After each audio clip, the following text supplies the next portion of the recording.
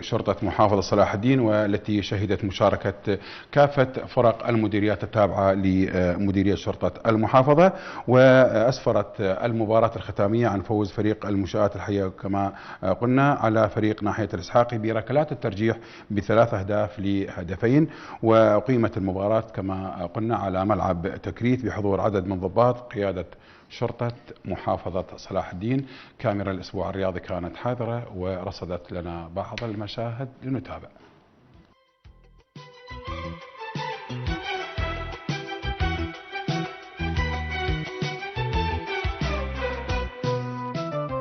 صعد فريقنا لهذه البطولة، وهي المرة الثالثة نصعد للنهائي، وإن شاء الله مستعدين ومتهيئين للنهائي البطولة. تأهلنا إلى المباراة النهائية فريق مديرية شرطة الإسحاقي مع قيادة الFBS إلى بطولة شرطة قيادة صلاح الدين، والتي تقام في ملعب صلاح الدين. وإن شاء الله احنا الفريقين ماكو فرق، احنا فريق الإسحاقي أو فريق الFBS، أهم شيء سمعة المحافظة واللعبة النظيف. اليوم بطولة السيد القائد بين حماية المنشآت ومديرية إسحاقي. صعدنا نهائي حماية المنشآت احنا وفريق إسحاقي. اليوم نستضيف فريقين تابعين للشرطة، فريق شرطة الإسحاقي وفريق المنشآت، طبعا بالمباراة النهائية ضمن تصفيات وبطولة السيد قائد شرطة صلاح الدين. طبعا بهاي المناسبة طبعا الفريقين جيدين وممتازين باللعب، والبطولة تكونت تقريبا من مديريات الشرطة صلاح الدين كلها.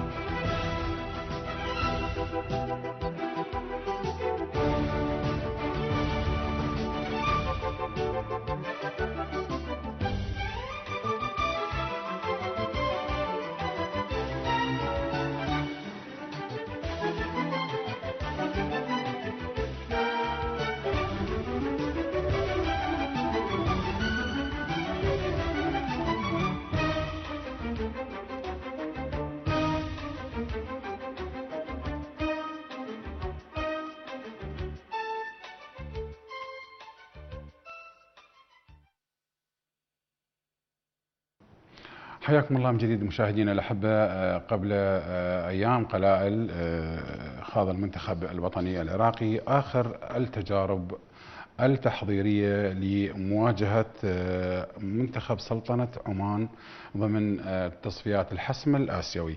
هذا الموضوع وهذا الجانب أشغل الشارع الرياضي خاصة الجماهير الكروية كثيرا. النتيجة انتهت ليبيريا 1-0. المباراة جرت على ملعب الشعب. الأسود أحدثوا غصة بالجمهور العراقي وهو يتابع تحضيرات المنتخب. على أي حال فرص ضائعة كثيرة، 19 فرصة ضاعت للمنتخب العراقي، 4 فرص سنحت لمنتخب ليبيريا، استثمر واحدة جاء منها الهدف الوحيد في المباراة في الدقيقة 49. فرص هائلة من الأهداف أضاعها لاعبونا، لم تجد ترجمة لها، فقدت غاياتها الكثير من العجلة، جوانب أخرى بهذا الموضوع. والمنتخب أكيد شد الرحال إلى الدوحة هناك ليدخل بمعسكر قصير ثم يتوجه إلى السلطنة بداية الشهر القادم ليواجه هناك منتخب سلطنة عمان في واقعة فاصلة تحدد هوية من سيكون أو ينافس على البطاقة الثانية. حبتي المشاهدين، هذا هو حال أسود الرافدين. الأداء كان جيد، ويعني اللاعبون أدوا كثير من الواجبات، لكن الفرص كثيرة يعني ضاعت. نأمل أن يكون الضماد والعلاج حاضرا لدى الجهاز الفني القائم على المنتخب لتسليط الضوء على هذا الموضوع، وهو الشغل الشاغل لجمهورنا الرياضي هذه الأيام. معي في استوديو الأسبوع الرياضي زميلين إعلاميين ينصبوا اهتمامهم بالجانب الرياضي. معي الأستاذ كاظم السامرائي، وهو أيضا من الإعلاميين المرموقين ويشغل منصب أيضا إعلامي مرموق، مدير مكتب شبكة الإعلام العراقي في محافظة صلاح الدين. حياك الله أستاذ كاظم. حياكم الله استاذ اديب. نشرف بحضورك. اهلا وسهلا. اليوم بعيد عن الجانب الاعلامي المعتاد او الذي نعرفه، لكن اليوم الجانب الاعلامي الرياضي حاضر لدى الاستاذ كاظم. واليوم نخوض مخاض رحلة تأهل المنتخب الوطني العراقي إلى أولمبياد البرازيل، وهي رحلة أتصور أنه يعني يتخللها مخاض عسير جدا وصعب. المونديال الأولمبياد. للمونديال. نعم. نعود لك أستاذ كاظم ونرحب بك مرة أخرى. أهلا وسهلا. وسهلا أستاذ أديب. لنا الشرف أن تكون بين زميل عزيز وإعلامي لامع وتحمل رؤية رياضية في ذات الوقت. مرحبا بك مرة أخرى. أهلا وسهلا. أيضا معنا الكابتن نجاح المولى. أنت ناجح بعملك المهني وناجح بعملك الإعلامي الرياضي، ترافق فريق صلاح الدين بعض فرق المحافظة إلى محافظات أخرى. حياك الله. أهلا وسهلا أستاذ نجاح المولى. حياك الله أستاذ أديب. طبعا هذه الشهادة أعتز بها من أخ وزميل وإعلامي كبير مثل حضرتك. أحييك وأحيي أستاذي ومعلمي الأول أستاذ كاظم، ولي الشرف أنه أجلس مع ناس يعني كبار في مجال الرياضة، أستاذ أديب وأستاذ كاظم. وأحيي أيضا كل أعضاء الهيئة الإدارية نادي صلاح الدين، وأحيي كل جمهور نادي صلاح الدين أيضا. من لطفك أستاذ نجاح، حياك الله. إذن مشاهدينا الأحبة، الزميل المخرج محمد العزاوي هيئ لنا مشاهد لمباراة التحضيرية الودية لمنتخبنا الوطني السود الرافدين مع الأفارقة السود الذين حضروا إلى بغداد، والجميع تابع المباراة. لنتابع هذه المشاهد. كونوا معنا أحبتي المشاهدين. أسامة علي لاعب الهوك لأمجد راضي. أمجد هداف الدوري العراقي حتى الآن، 15 هدف لأمجد راضي خلال هذا الموسم كهداف للدوري العراقي. العائد من جديد أيضا هو الآخر لتشكيلة المنتخب الوطني العراقي.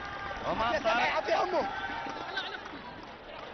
اللاعب سام جوبلري لاعب وسط المنتخب الليبيري.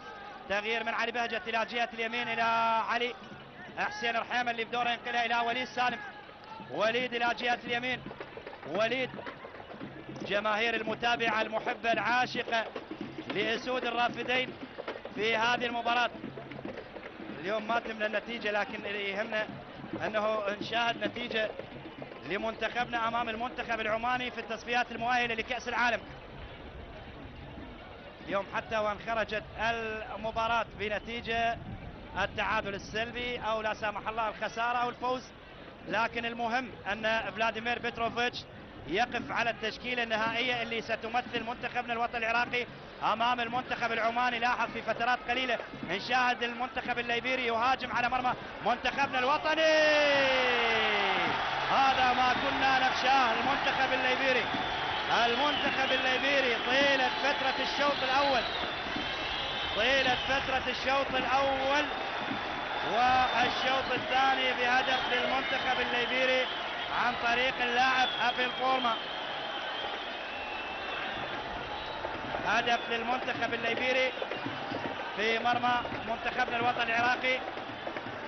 لاحظ الأفضلية والسيطرة الواضحة لمنتخبنا، لكن لاحظ من فرصة واحدة في هذه المباراة يسجل المنتخب الليبيري عن طريق اللاعب ماركوس. هو اللي سجل، لاعب الرقم 2 ماركوس هو اللي وضع المنتخب الليبيري بهدف مقابل لا شيء لمنتخبنا الوطني العراقي. لاحظ الإعادة لهدف ودون مراقبة لمدافعي منتخبنا الوطني العراقي.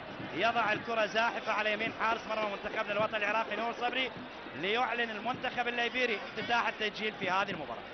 لاحظ كرة ماركوس لاعب وسط منتخب ليبيريا، يضع المنتخب الليبيري في التقدم بهدف مقابل لا شيء. فرص عديدة سنحت لمنتخبنا في الشوط الأول وأيضا بداية الشوط الثاني، لكن قادر منتخبنا إلى العودة للمباراة. والحارس شيرمان حارس منتخب ليبيريا يبعد الكرة إلى رمية جانبية لمنتخبنا الوطني العراقي. كرة الوسط سيف سلمان أحد بدلاء المدرب فلاديمير بيتروفيتش، يحاول يمر سيف لاعب وسط منتخبنا العراقي. سيف يفقد الكرة لوسط المنتخب الليبيري. كرة إلى جهة اليسار لهجوم قادم ليبيريا. عادت للاعب هيرون بيران. هيرون تغيير إلى الجانب القريب عن طريق دروغون زيون جهة اليمين تروغون من جديد، همام أقرب لهذه المحاولة اللي بعدها وتصل بتروغون إلى رمية جانبية لمنتخبنا الوطني العراقي. همام طارق، هذا ما كنا نخشاه من المنتخب الليبيري، يعني فريق قادم لخوض هذه المباراة بفريق يعني بعدم وجود لاعبين محترفين، يعني يضم أكثر من لاعب شاب في تشكيلته في هذا اللقاء كما ذكر المدرب فرانك نامبي، ومحاولة لمنتخبنا الوطني العراقي من أجل إدراك هدف التعادل في هذه اللحظات، والكرة تبعد إلى رمية جانبية أو ركنية لمنتخبنا الوطني العراقي. أليكس لاعب الرقم 13 أليكس يبعد الكرة إلى ركلة ركنية، وهنا أمجد راضي اللاعب اللي اشترك من خلال الشوط الثاني لاعب نادي أربيل ومهاجم منتخبنا الوطني العراقي أمجد اللي اشترك بديل لمصطفى كريم.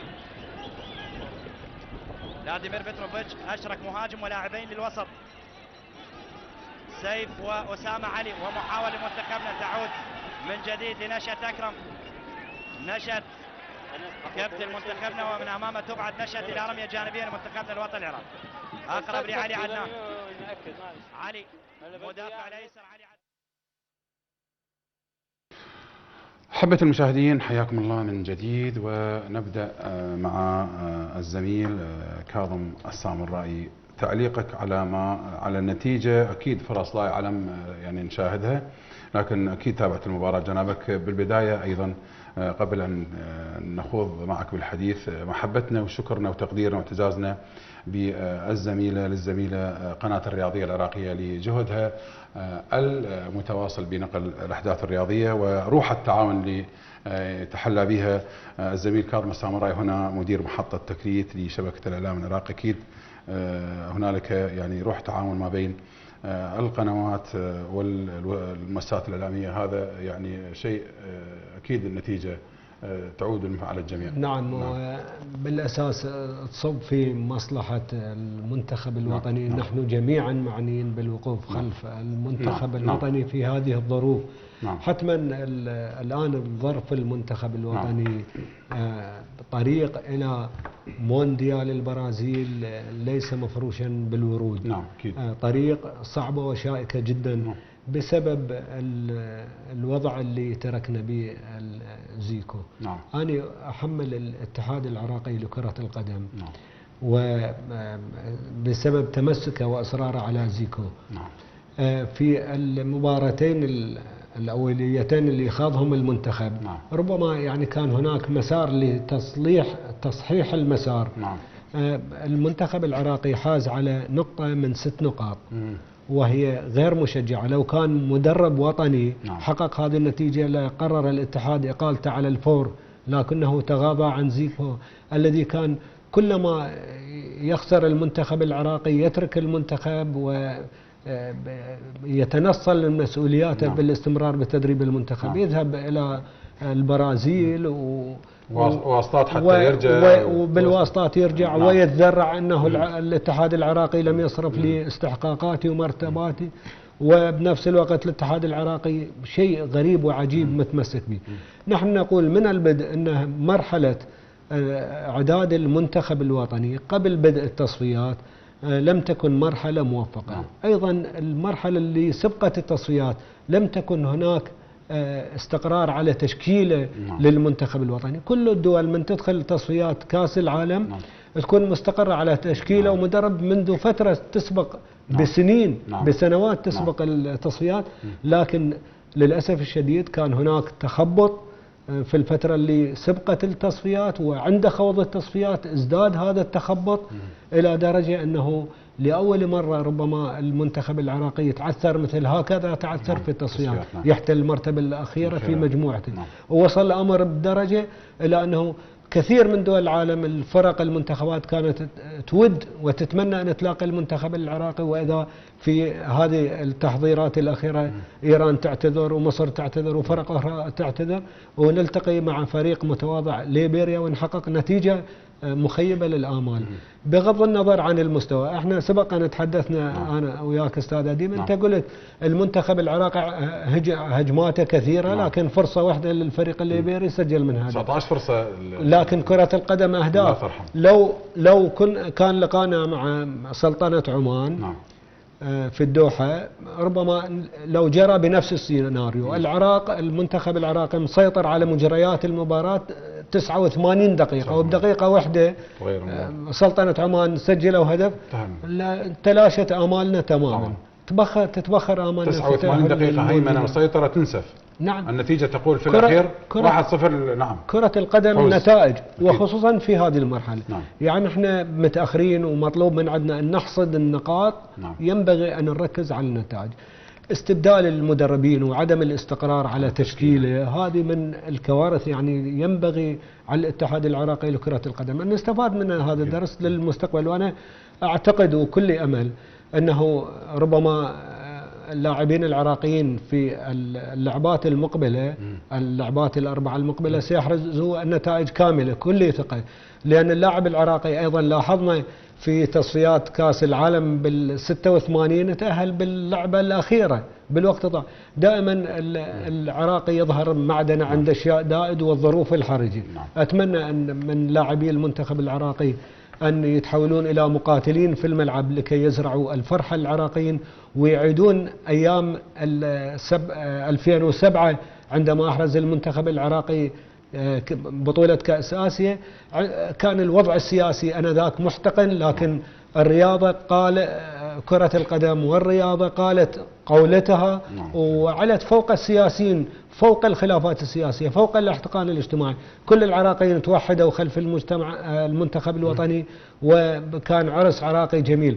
أتمنى في هذه الظروف اللي نمر بها الآن الوطني يمر بها وهذه الاحتقانات والتشنج السياسي، أتمنى من المنتخب أن يتحلى بالمسؤولية الكبيرة ويحصد نقاط المباراة المقبلة جميعا ويحقق الفرحة العراقيين بالتأهل إلى كأس العالم. عندها سيحققون ما حقق زملائهم السود الرافدين في عام 2007. في حين أستاذ كاظم في عام 2007 كان هنالك إعداد أيضا متعثر وأسوأ إعداد كان للمنتخب العراقي في تلك في تلك السنة بطولة آسيا. لكن فييرا كان يعني يوم أمس تحدثنا أيضا عن محنة المدرب الأجنبي والمدرب الوطني. ربما يعني فييرا كان عنده ضربة حظ كبيرة مع المنتخب العراقي في فترة إعداد قصيرة، وربما أقل من فترة إعداد منتخبنا الآن لتصفيات كأس العالم. استطاع أن ينتزع كأس آسيا من فرق قوية لها. يعني فوزنا على استراليا 3-1 كان فوز كبير ولامع. يعني البعض يختلف مع وجهة نظرك، لا بأس أن فييرا في حينها وجد منتخب جاهز، تشكيله ممكن يعني تجد يعني اي مدرب يعني التشكيله جاهزه ويوظف الامكانيه للاعبين. احسنت. انت اثرت الان نقطه في غايه الاهميه. فييرا اجى على منتخب تشكيله مستقره مضى عليها سنوات من عدنان حمد. وكان هذا نعم. لكن اجى زيكو المنتخب غير التشكيله. واتحدى ان الان اذا نستعرض المباراه اللي خاضها المنتخب العراقي في تحت قياده زيكو، اتحدى انه مستقر على تشكيله. في كل لعبه يغير بالتشكيله. لا ممكن من غير الممكن. يعني اي مدرب ليس الامر لا يقبل المجازفه. نحن امام حسابات دقيقه. يعني ربما النقطه الواحده ربما تكلفنا كثير. تكلفنا.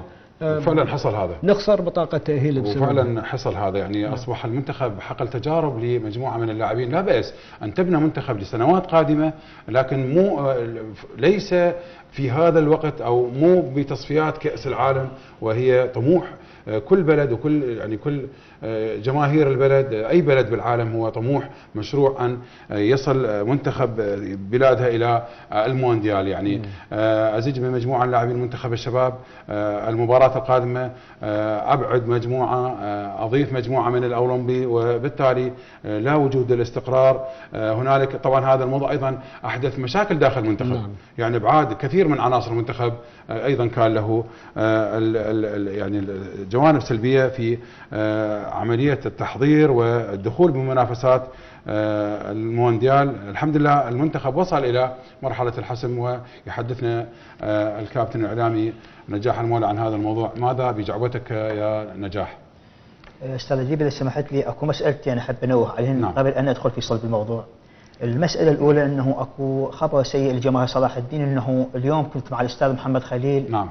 في مقر النادي في صدد ارسال كتاب بعد يوم او يومين للاتحاد يعلن فيه انسحاب نادي صلاح الدين من منافسات الدوري التاهيلي بسبب الضائقه الماليه اللي يمر بها النادي. يعني فعلا النادي دايما يعني عقود لاعبين، رواتب، يعني ناس تطلبهم فلوس. فاعتقد انه الان الكتاب في النادي، واستاذ محمد يمكن يوقع الكتاب اليوم او بكره ان شاء الله، وقد يرسل للاتحاد خلال اليووم القادمين. اذا خبر مؤلم، وهذا مؤلم بعد النتائج الجيده اللي حققها النادي والجهود الكبيره اللي بذلوها اللاعبين للتاهل لدوري النخبه، نفاجئ بسبب الضائقه الماليه. نعم. فعلا استاذ كرم، ضائقه ماليه يمر بها النادي. انا واحد من الناس اللي تسافر ويا النادي واشوفهم انه يعانون معاناه كبيره، لكن هذا الشيء يعني يبقى متروك بايد النادي. احنا نطالب ان شاء الله استاذ محمد خليل اداره النادي انه العدول عن هكذا، قال لانه النادي الان على وشك تحقيق انجاز للمحافظه. نطالب الساده المسؤولين بانه يدعمون النادي، انه يوفرون الاموال اللازمه في سبيل يستمر النادي في منافسات الدوري التاهيلي. وايضا المناشده يعني لمقام السيد محافظ صلاح الدين اللي يشغل منصب رئيس نادي صلاح الدين. يعني سمعنا الزميل نجاح وهو المرافق الاعلامي لفريق نادي صلاح الدين ان النادي او اداره النادي تعتزم يعني تحرير كتاب وارسال هذا الكتاب الى الاتحاد العراقي لكرة القدم لجنة المسابقات. يتضمن الكتاب او فحوى الكتاب هو الاعتذار والانسحاب، انسحاب فريق نادي صلاح الدين من مباريات الدوري التأهيلي بسبب الضائقة المالية. لم تتمكن او لم يعني لا وجود لاسعافات للادارة او يعني سبل ان يتواصل فريق نادي صلاح الدين بسبب الضائقة المالية. الكثير من النفقات لتغطية هذه المباريات تتطلب نفقات طويلة وباهظة تثقل كاهل الإدارة. استعانوا ببعض أشخاص ميسورين من المدينة، يعني قدموا يد المساعدة، لكن بالتالي المطلوب من المسؤولين وشخص السيد المحافظ بأن يعني يلتفتوا إلى وضع نادي صلاح الدين في هذه الظروف الحرجة. يعني مؤكد أن فريق نادي صلاح الدين قطع شوط، ويعني الآن يمتلك رصيد من النقاط جعله في المركز الثاني وينافس على البطاقة الثانية، ونتمنى أن يحصل ذلك وعلى عجالة. أحبة المشاهدين، بعيدا عن المنتخب ونادي صلاح الدين نعود إلى أجواء جامعة تكريت. إذا قامت مديرية النشاطات الرياضية والفنية في جامعة تكريت المباراة الختامية لبطولة الجامعة للكليات بكرة القدم، والمباراة النهائية جمعت فريق كلية الآداب والإدارة والاقتصاد، وأسفرت عن فوز كلية الآداب بركلات الترجيح. في الختام وزعت الجوائز على الفرق الفائزة من قبل السادة المسؤولين وتدريسين الاختصاص في الجامعة. لنشاهد أحبة المشاهدين سوية هذه اللقطات.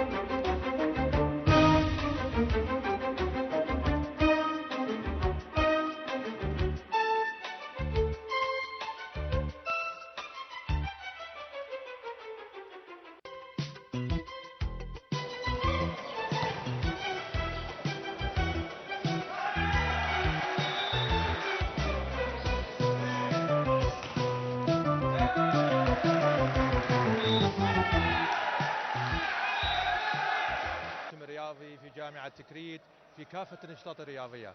آخرها كانت مباراة هي بكرة الطائرة بين كلية التربية الرياضية وكلية العلوم الإسلامية. أيضا انتهى تقييم الكليات حسب التميز في النشاطات الرياضية. أتمنى للجميع التفوق والازدهار والتقدم في هذه الجامعة. الأستاذ الدكتور مزاحم الخياط رئيس جامعة تكريت.